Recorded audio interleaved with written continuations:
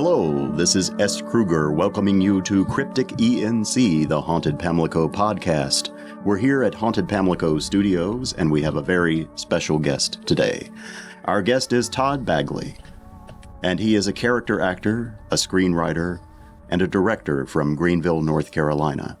He studied theater and cinema and is a graduate student in the David Lynch MFA screenwriting program. And we welcome him to the podcast. Thank you, sir. It's wonderful to be here. Nice to see you. You were one of our many special guests at Carnival of Darkness on September 23rd and 24th, and we were happy to have you with us. We failed to interview you on the day, the 24th, that is, so we're thankful for your willingness to join us today. Absolutely. And the podcast has been dark for a while, folks, just to let you know. And we're getting it back up and running again. It's not really a podcast. We're not sure what it is, but it's fun. And we're going to talk now with Todd about filmmaking and about the paranormal and many other things. Incidentally, we're also joined by our editor extraordinaire, David Winstead. Hello. Hello, David. Hey, what's up? And you might hear some background noise because we are outside sitting in the sun and enjoying the beautiful fall weather. But let's get right into our interview with Todd. Todd, tell us what drew you to filmmaking. You know, strangely enough, I was attending church at the time. This has been a long time ago, about 2009, and they had a small group for drama, and I just wanted to get up and be a ham in front of 1,000 people because I thought that would be really fun. And that little group helped me realize that I loved acting, and so at the tender age of 30, I decided to go back to school and study theater and cinema performance, and it really got me hooked on the fact that just being an actor is being a filmmaker. It's a very essential, part of any show. But there's room for creativity there. And I started to study not only actors that I loved and looked up to, like Gary Oldman, Johnny Depp, but I also started to study directors and whatnot that I thought were really phenomenal. So I'm really hooked on Fincher, and but that's where it started. Growing up in church and whatnot, like they'd have me sing songs. Like when I was 5, I had to do like Little Drummer Boy. And I hated that song, but people came up to me afterwards and like, well, you did such a good job. And so it's sort of, it's a way to babysit and nurture my ego, really. But I love it. I love all aspects of it. And I got a lot of experience, in working in student films. When I went back to school, I was older. I was 30. So I was older than everyone else who was there. So whenever they needed a dad for their little film, I got asked. So I got to be in about 50 films over a 3-year period. Wow. So that's a lot of, and most of these films never seen the light of day, and I'm kind of thankful for that. But I really enjoy the process. There's nothing like being on a film set. I feel so at home. I don't mind the hurry up and wait. I love getting to know everybody on the set who, from grip to director to actor, to crafty, all that's just great to me. I just eat it up. It just feels finally like a place where I belong. That's interesting. So you were performing at a young age, but your formal study of the performing arts came later. Correct. I was 30 when I went back to school, and I studied at a film school in Kentucky, because that's where you go to study acting, obviously. But I thought, well, Hunter S. Thompson's from here, so is Johnny Depp, so I think that's good. That's a good omen. And I went up there and, of course, got married, and then, of course, got divorced because we all have that first marriage we need to get out of the way before we can really meet our soulmates. But, yeah, I didn't study it till I was 30. Didn't take it seriously. So... Okay. Well, now that you're into it in a major way, What sort of films would you like to make? I'm really about doing things out of the box. I really like to subvert audiences' expectations. Any kind of story that stays ahead of the audience just a little bit or makes them think that they know what's going to happen, and then all of a sudden it's completely different. I'm really drawn to those stories. So any kind of character, I'm willing to play. I love to play villains. I love to play the funny guy. I love improvisation. So any of those, I love theater. So any of those, any role is an opportunity to grow. But especially if it's a role that seems a little intimidating at first, because then I have to really work hard and focus to make sure I can bring something to it that no one else would. That's always my goal, to think outside of the box just enough to, in the way that certainly I'm no Heath Ledger, but the way that what he did with the Joker, he and Nolan and their vision for it was very different from anything that we'd seen. And that's one reason why it's a classic and iconic performance. So that's what I aspire to, something that's just unexpected, so that, when people see me, they know that it's going to be something fresh, something I really had to dig down deep to find and, create a voice for a character. And, yeah. It's interesting you should mention Ledger's Joker, because anyone who plays a scary clown, and I can attest to this, is living in the shadow of that performance. Absolutely. And people will always mention it, whether there's a similarity to your character and his or not. So it takes something to create that. And that's the sort of thing you hope to do in your performances, right? Is to create something that memorable, to create that much of an impression that people will carry forward. Sure. I mean, I'm not, I don't think there's such a thing as a small role, only small actors. I do believe that.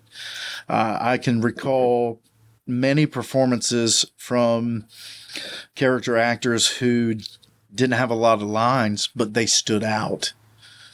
And so it's not about having the largest role or the lead role or being the one that kisses the girl. It's the one that really was a good fit for me, that I could really, with the director and I can come to an agreement about just playing around outside the lines a little bit. Well, at Haunted Pamlico, we love horror, suspense, sci-fi, and we make horror films primarily. What are your favorite? Here's a cheesy question for you, but what are your favorite horror films and why? The first one that always comes to mind is The Shining.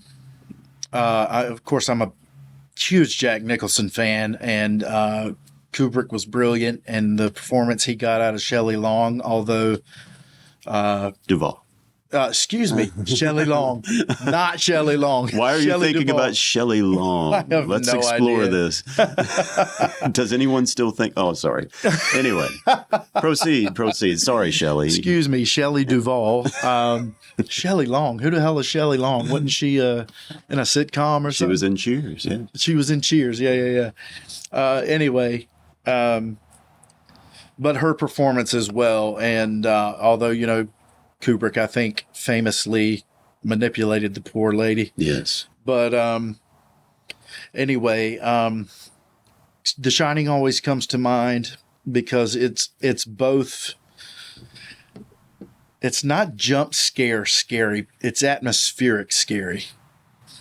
And I have spent, I've had times in my life where I have had to endure isolation, and it's very difficult not to fall into some level of paranoia if you're too isolated for too long. And I think that film captures that perfectly. I also am a big fan of Rob Zombie. Not everything he has done has been a hit, but that's interesting because most cinemaphiles don't seem to admit that they like his work. I love House of a Thousand Corpses because of how campy it is and how over the top it is and how hilarious it is. And I love The Devil's Rejects. Those two films, if he had done nothing else, I think those are two classic horror films. I think that I enjoyed his versions of Halloween. I like seeing a backstory, and that's something that had not been hadn't really been played with in that series. And I thought he did a great job. I know he's a polarizing figure, but those are usually the people that I'm drawn to. But also I'm a David Lynch fan, of course, being in that program, but also he has a, like Blue Velvet, for example, there's a surrealism to that almost feels like a horror movie because it's so odd and so offbeat. Certainly, I don't think most horror fans consider David Lynch but if you watch like Eraserhead, that is a weird film. And there are some very creepy elements to it atmospherically and not jump scares, but I like a film that makes me ask the question, what the hell is going on here? What did I just watch? Those will do it. I love it. So yeah, those are just a few. The Saska sisters are great. They're very fun. And I think James Wan has done some great work. Well, if you don't mind, I'd like to go back to The Shining for a moment because that's one of our favorite operatic horror films. And we've talked about it a lot at Haunted Pamlico. But to tell you my experience with it, and not to make this about me, but you might find this interesting. When I saw the film as a much younger person, I was not amused by Shelley's performance. Right. I thought it was so over the top, and I just couldn't relate to it. But as I got older and discovered how much she actually suffered on that film and how much this performance was probably a manifestation of that suffering to some degree, plus this mental illness that she suffers with. That performance became much more meaningful to me, and she became my favorite actor in that film. Nice. I wonder, does knowing the backstory about her experiences on the film affect your enjoyment of it at all? I really work to compartmentalize a performer's performance, especially for that film. I think that film is the exception that I can kind of, again, compartmentalize. I really hate the stories about how Kubrick manipulated her and basically tortured her to get that performance because I think he could have gotten something brilliant either way. It's just but it doesn't ruin it for me. Yeah. I'm still able to get lost in that film. That's how good it is to me. Yeah. It's just like, Kubrick would have been canceled today if this had happened today. And I can still admit that certain artists who have been canceled or that, culture's trying to cancel and whatnot, their work still holds up as artists and as performers. So I've got mixed feelings on the whole cancel culture thing. I know that's not really where we're getting at, but sometimes you have to separate the artist from the work. Absolutely. Although I will admit, I don't think I'll ever be able to watch another episode of The Cosby Show. That's who I always think about too. I know it's so terrible because I loved that show as a kid. Yeah. It was very influential on me and very, it was such a bright light. It was a brilliant show. It's heartbreaking when you know what kind of person they were. But I have the same struggle with musicians. I'm a huge Marilyn Manson fan, but apparently he doesn't treat women very well, which is no surprise. It's not like I expected him to have a nice Christian ethic about how he deals with people, of all people. But I still, every now and then, I have to listen to some of his music. I still enjoy it, I got to admit. So I don't know. Maybe that makes me a bad person. I don't know, but it's tough. It is. It's hard to know where the line is, but I suppose it's a lesson for all of us, that sometimes people will show you what they are. Yeah. So now we want to go a bit far afield here from filmmaking. Sure. Because we spoke with you earlier, of course, and we like to talk about the paranormal. Yeah. I'm a skeptic, but we have dyed-in-the-wool believers in our group, including some people who claim to have intuitive abilities and to be able to pick up on spirits. So you have some paranormal experiences in your background, and with great respect for that, we'd like to ask you to relate some of those. Sure. I have no gifts for seeing things that other people would say are not there. I have no psychic ability. Can't foresee the future or anything, but I had this happen to me when I was about 15 years old. I was asleep. I hadn't been asleep long, and I woke up in this terror. And if I hadn't experienced this, I'd be so skeptical myself, because I'm very much I need to see it for myself kind of guy. But I'm laying there. My night eyes were on, so to speak. It was half dark in the room, but enough to where I could see shadows and whatnot. And what happened was the shadows that were formed on the wall came all together in one corner of the room. And then started coming up. It looked like when you drop black ink into water, kind of that smoky, misty kind of thing. And it started to come up onto the ceiling over me. And I hadn't played with a Ouija board or any of that. I was a good Christian kid at the time, for what I understood was a good Christian. Had my list of do's and do not do's and that sort of thing. And I just remember I was panicked, and I was trying to speak. And I said, in the name of Jesus, be gone. And it immediately disappeared. Now, the reason I tell you that story is that a couple of years later, I'm relaying this story again to a friend of mine. Me and some buddies were down at the beach. We were spending a long weekend down there in the summer. And just us teenage boys, about 17 years old, all of us. And we started talking about the paranormal. And my buddy Tomo, who's from Germany, great guy, very level-headed fellow. He and I were particularly fascinated with this topic. We had to share a room. He had a twin bed on one side, I had a twin bed on the other. After we've been talking about all this paranormal stuff, we turn the lights out, we say goodnight, and and then a few minutes after we say goodnight, the same thing happened in that room. Now, the only reason I think that is significant is that I was frozen and couldn't say anything. And what I heard was, Todd, do you see that? He saw it too. And of course I said, in the name of Jesus Christ, be gone. And it just completely disappeared.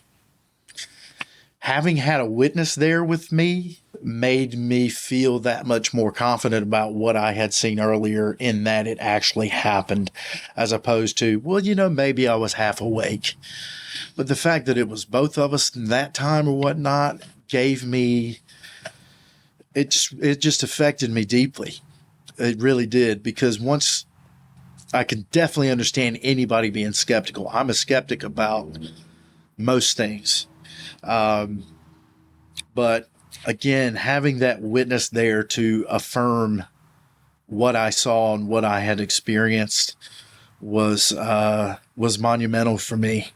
And it's because of that I believe that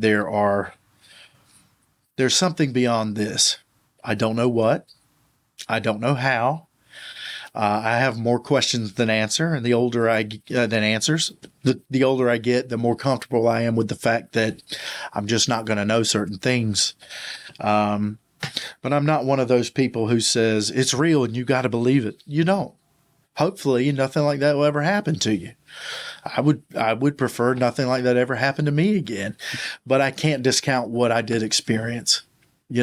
So I try to be very respectful of other people who explain that they've had these similar experiences and whatnot. And I come away relatively agnostic. I don't know what to think. Because even if you don't believe, you can't prove that you didn't see something. So you have to be a little bit non-judgmental about these things. Well, what do you think that was? I have no idea. And I have thought about it. And, I believe whatever it was malevolent, because it certainly wasn't good. But I'm not going to go so far as to say it was a demon or it was shadow people or I don't know. And I feel like, again, the older I get, I'm more comfortable with saying I don't know, because I feel like sometimes, especially in this sort of subject matter, the more answers someone has, the more foolish they sound to me. So I don't want to sound foolish to anyone. I'd much rather be wise and say I don't know, because I really don't. Interesting. Does that make sense? It does. Okay. And did you ever have any other experiences, or was it just those two? I had one more experience in that room as well, where the best I can explain it is I had a vision where I woke up and there was this knight, like a medieval knight in full armor. And I didn't feel any fear, though. I wasn't locked down onto the bed. I believe that it was benevolent somehow, but I have no idea what this means, what this experience meant. But the knight took a sword out, and it was almost as if it were knighting me, like they do over in Britain. And then it disappeared. It just faded away into the darkness. I can't tell you what the hell that's about. I know I experienced it, but I would feel better if someone else had seen it as well, the way my friend Tomo saw those kind of ink-blotted shadows. But I was wide awake. So, but again, I can't explain it. I just don't know. These experiences seem to be highly personal for people, and everyone interprets them differently. Mm-hmm. Are there a lot of ghost stories in your family? No, not. I've asked my brother, who grew up in the same house, if he ever saw anything or experienced anything, and he hadn't. Nor did either of my parents. So I was, I don't know if I want to say lucky, but I was the one who saw at some activity, but just me. Now, legend has it, and we love to talk about this, that the veil between worlds thins at this time of year, and that Halloween night is the time to experience spirits, and that's sort of a grand tradition with people who celebrate Halloween. What do you think of all that? Do you think there's anything particularly different about this time of year? Well, I think it's a special time of year. I know it's very important to a lot of people, especially the pagan community. And I have always felt that I'll put it this way. If it's true that there's a thin veil, it would make sense to me that around this time of year, the fall, what is it? The fall, is it the equinox? That it would maybe thin itself out. But I also feel like that more people are looking and would be more in tune to it because they're expecting something to happen. And I don't know if that means that it affects, I don't know that there's anything like that we can really affect. I know personally, I don't play with Ouija boards. That's not my thing. That scares me. But most anything else I'm open to. But that's a year-round thing. It's not just around Halloween that I wouldn't play with a Ouija board. But I don't know. That's a great question. I'd have to think about it. Fair enough. Great question. And I wonder, as you look at filmmaking opportunities, possibilities, if you would ever consider allowing your knowledge of these otherworldly things or your personal experience to influence. Thank you. There's a roaring car going by to punctuate every word I'm saying, but that's life outside. But if you would allow your personal experiences to influence your filmmaking or perhaps inspire your filmmaking in some way, or would that be too uncomfortable? No, I'm one of those folks that feels like you have to write what you know. And so I write a lot from my personal experiences. Even when I don't intend to, I show up. Some piece of me shows up in the main character or a side character. I've written about 5 feature-length scripts now. I'm in every one of those scripts. I didn't mean to write it like that, but I can't help it. I think as an artist, the more of yourself and your personal experiences you can bring to a project, the better. It needs to feel as personal to you as anybody else on set, in my opinion, especially as a performer. I am careful about not method acting. I have nothing against that. It's just that I feel like, I do it to an extent with substitution or with, I completely lost my train of thought. I don't have to starve myself for a role, to feel like I haven't had a role that demanded it yet, but each role demands its own pound of flesh, I feel like. And I'm always willing to go there if need be, whatever can. But I love that. I love immersing myself that way, not to a point where it's unhealthy or unwise, but certainly where I can get in my head a little bit better so that I can get in the character's head a little bit better. So that way I can just show up on set and just kind of cut loose.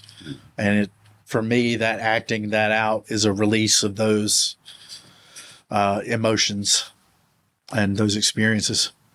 Well, I was going to ask you a rather banal question about current horror franchises, but I think I'd like to switch things up a bit and ask you instead, because you mentioned that you have, I believe, 5 feature-length scripts. What are your plans to actually put these into pre-production and eventually get them made, or short films or whatever? How are you going to start working on all that, or have you already? Well, let me try to be concise because it would be a long story. I've had some false starts. And what I mean by that is I've shot a bit of something and then completely hated it because I had so little directing experience that I took for granted that I didn't have to be in on the composition of a shot. Any director listening probably would like to smack me up beside the head for thinking that wasn't necessary. Did you have a director of photography, or? I did. And I had seen their work before and thought they did good work and that sort of thing. But the problem, there's been problems with, not being able to build enough of a budget to be able to get people to volunteer to commit in a voluntary basis in order to stick with you. So I'm writing these feature-length films. What I'd like to do is write shorter films, a short film, be able to ask people to commit a couple days or 3 days out of a few weekends to get it shot, because that seems a lot more what is the word? Possible. Well, that's true too. I was gonna feasible. Yeah. I was also gonna say whatever I was gonna say. Ethical as well. Yes. It's more ethical, I think. And then that way I can, if they need me, I can help them on their short films and that thing as well. So I'm thankful to have found this community, because I hope that's what can kind of come out of it. And we should let our listeners know that we have formed a bit of a film collective with some of our guests from Carnival of Darkness and some of our regular folks as well, or our irregular folks. And we're hoping to support one another as we move forward. So that's one of the ways these connections are made, at least on a local level. And we hope that the festival is important for that reason and others. Because that's how a lot of us got together, was through Carnival of Darkness. Now, you mentioned funding. And I know we're about to end this session here because we're running out of time, whatever that means, like we have sponsors and segments. But funding seems to be the hardest component for a lot of people. And that's why we make zero budget films. But we're able to make those because we have people like David who have invested in the equipment. Right. To help us make those. And of course, he has professional concerns as well beyond what we're doing. But how do you view the fundraising process? How important is that to you as you're trying to get started? When you make a no-budget film, you have to work extra hard to make it look like it's not a no-budget film. Yes. Is that possible? Absolutely. And I encourage anyone who's an aspiring filmmaker, make films. If you just have to use your phone, because sometimes, gosh, some of the phones that are out now are better than cameras you invest $3,000-$4,000 in. And there's nothing wrong with failing at first. Not at all. I sure hope not, because I sure have. We have too. But I think that I try not to worry about money for shorts, because if I'm writing intelligently, I'm writing with available resources in mind. I'm not going to write, I love the movie Lethal Weapon. I think it's an underrated action film. I think that one particularly really stands alone as a brilliant film. But I'm not going to write a Lethal Weapon where we have boat chases and car chases and things like that we just can't afford to do really well without paying a professional level crew. So as far as the fundraising goes, I've tried for 6 years, about 6 years, to try to get funding for a feature-length film that I had written. I only felt like I needed about $50,000 to do it and do it well and hire the people that I knew who would be able to help me see the vision through. But the one thing I know that I personally cannot do through experience, through much trial and error, I cannot raise money. I am completely useless to you as far as that goes. I can do just about everything else on a film set. I can write your script for you. I can perform. I can even direct if you need me to. I'm not a bad producer, except I can't raise money. That's the one thing. I'll feed you. I will be a grip. I will run sound. Just don't ask me to raise money, because I'm the last person that can pull that off. We're not alone in that. Although we help raise money for charity, it seems raising money for a film, even a small amount for a short film, is a tough mountain to climb, particularly when you're in a rural area. Yes.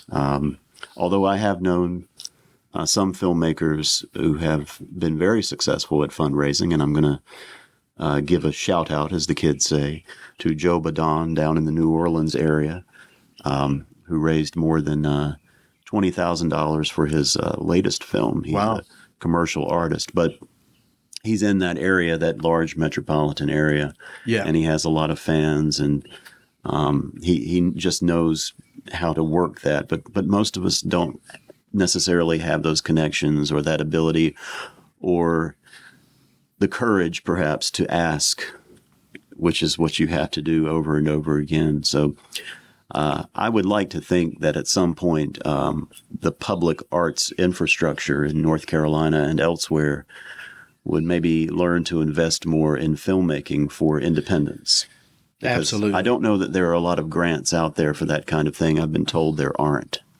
Well, if I may, my opinion is that if we could do a short film really well, so that we have something to show investors, that would help open doors in that avenue. And I think that's always the goal with a short is, to be able to hopefully fund a feature at some point.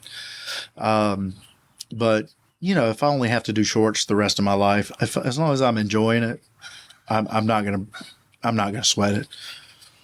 So we'll see. Yeah. Well, we foresee good things for you, and we look forward to working with you, perhaps, if Likewise, you're amenable to that. And we have a lot of great things coming up, which we can talk about later on. But I think we've reached the end of our show for today. David, did you have anything you wanted to ask or add? I was going to talk about movies, maybe. Yeah. One of my favorite movies, it's not or anything like that, is Snatch. Yes. By Guy Ritchie. Because even Brad Pitt, they didn't even know how to. They had his own separate subtitles you turn on for what is it, the Pikers? Uh-huh. Yeah, because they didn't even know what he said on set. Right. And just the best thing about that, though, is the film direction. The things they did in between was all practical type stuff. Yeah. Just the camera movements inspired me a lot into my action type run and gun with my, I'll chase you through the woods. It's like the first thing I did. So, with him, chased Roman through the woods to a creature. Yeah, you actually built a rig for that. Yeah, I had a rig that's called the Spider, but you could turn it all kinds of ways. And I was running like this with it, and that was with my other camera. That was with a little peon camera, and it turned out so good. Yeah. And I bought a bigger camera. Yeah. But that's about it, though. The movies that really stand out in editing, like whoever edited those, because that was all editing. I guess the editor sat down with the director and got it worked out just right. But so I do that. If I got somebody right there with me, I'll say, "How about this? How about this? How about this?" I like that type of direction in my editing. But most of the time, they just let me do whatever. Yeah. And I usually make good decisions. Yeah. But I'd ask my wife, I'm like, how does this look? Or should it be a different way? And she'll usually go, different way. And I'll say, tell me what you think. And then I'll do it her way, and it ends up being better. Yeah. 9 times out of 10. Collaboration's so important. She's a great judge. Yeah. I think she overjudges sometimes, but maybe it's not. No. Maybe it's just right. We need harsh criticism. And I will say, Todd, that David and Justin Casey and Randy Woolard, who does a lot of our sound work, these guys find solutions to problems and the problems that we experience working with small budgets. And they paper over the cracks beautifully sometimes. Yeah. Well, I tell you, anybody who wants to make films for a living has to be a little bit almost addicted to problem solving. Yeah. Because it's problems are just inevitable, and there's so much more present during a film set. I don't know why that is, but it is. Yes. It'd be chaotic. Yeah. I mean, on a set that we filmed, what was it called? Supper Time. He was walking like towards me, and one of the kids that is a child of the farm we work at threw a stick up in the air, and he was walking towards me, and the stick hit him right in the back. Oh my goodness! It didn't hit at an angle where it's sticking him, but it could have. And he looked. He was like, and just kept walking. Right. You know, because if he let it loose, it would have been a cuss storm. Right. You know, and his parents owned the place that we film all this stuff, so it's kind of like that stuff. Right. That stuff happens. Right. Yeah. Was it a happy accident though? Did you use the take? No, because it was when they were getting ready to go shoot. Right. It was in between times. It was that pressurized period when we were transitioning from one scene to another, and we have limited time, limited light, limited food, everything. So we had to keep moving, and it's hard not to lose it sometimes, even at the smallest incident. But you know, we just have fun, and I will say that I think it was on Supper Time too, where we had a squib design, and we had like one chance to get it right when a zombie got shot, and we missed it somehow because I know what it was. It took too long for the squib to go off, and we thought it wasn't working, and we cut and pop, there it goes. So yeah, that sounds about became right. digital entry wounds for that project. Yeah. But we like the practical things, the practical effects are my favorite. Although this man, David, he's doing the digital effects, the special effects beautifully these days. And my Lord, just really making huge strides. I just learned something new that is going to go into future film somewhere. Where you add 3D objects into the environment, no matter what your camera is doing, it'll match your camera match and put it into a 3D environment. So then you can overlay it, you know. Wow. I did one example, and it looks very believable. I put some boxes in the background that weren't there in a graveyard. Yeah. And it was moving with the camera perfectly on the ground with shadows cast on the ground as if they're really there. And that takes a little bit of work, but the program mostly does it for you. It's a free program. It's Blender. 3D animation program. 3D modeling, but it has a compositor. You can do video editing in it. It's got motion tracking built into it. It's so deep, and I'm just now learning it. Yeah. I always use the expensive programs that cost like $3,000, but I didn't pay for it. You know, it comes through the company and stuff. But you know, like Studio Max or Maya was using a lot of 3D films and things like that.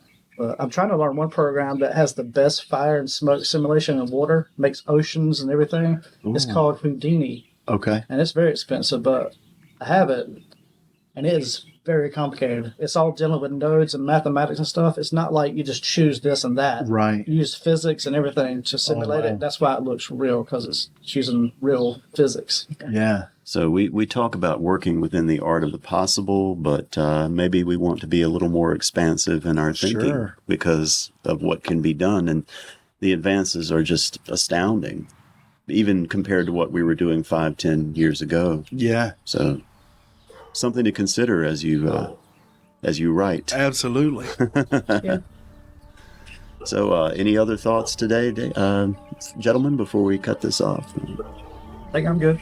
I've really enjoyed it. Thank you so much for having me. Thank you for being with us. And join us next time on Cryptic ENC, our rambling, wonderful, chaotic podcast. And now there's a dog barking in the background, but she's a sweetheart. We love her. So we'll see you next time, Fright fans.